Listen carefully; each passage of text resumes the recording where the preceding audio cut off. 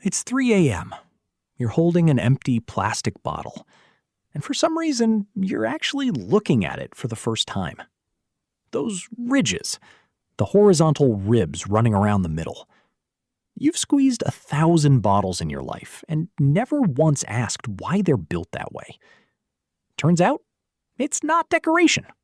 It's structural engineering hiding in plain sight. Welcome back to StickHead. Here's the first issue. A smooth, straight-walled cylinder is actually a pretty weak shape when force pushes straight down on it. The kind of pressure a bottle takes during shipping, stacking, or just getting crushed in a bag. Plain cylinders under that kind of load can buckle and cave in unpredictably. So manufacturers add those horizontal ridges, and they work almost like tiny structural ribs. Instead of the bottle collapsing randomly, the ridges redirect that downward pressure sideways, spreading it out instead of letting it concentrate in one weak spot.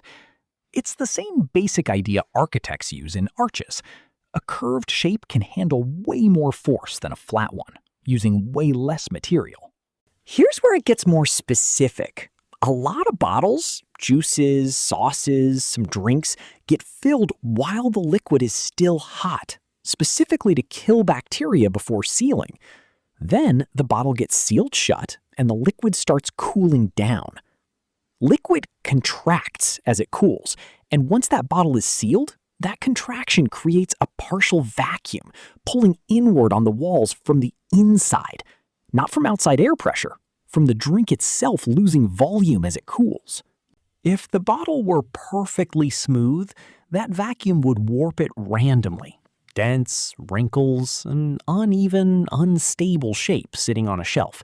So those ridges are engineered specifically to flex inward in a predictable, controlled way, absorbing that pull without collapsing the bottle's overall shape.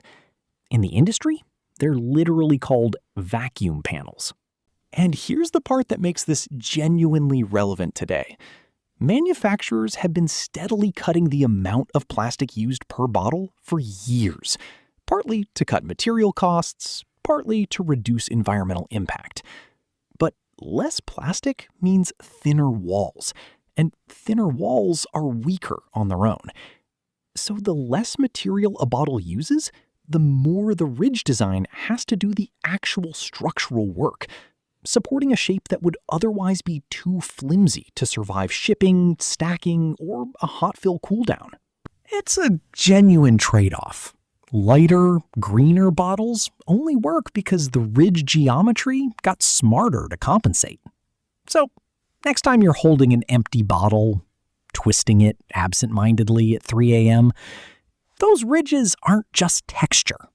They're doing two separate jobs at once, fighting off crushing forces from the outside and controlling a vacuum pulling from the inside. A cheap plastic bottle is, weirdly, a small piece of genuine mechanical engineering. It's just been hiding in plain sight the whole time. That's one question down. Got something bugging you at 3 a.m.? Drop it in the comments. Might be next episode.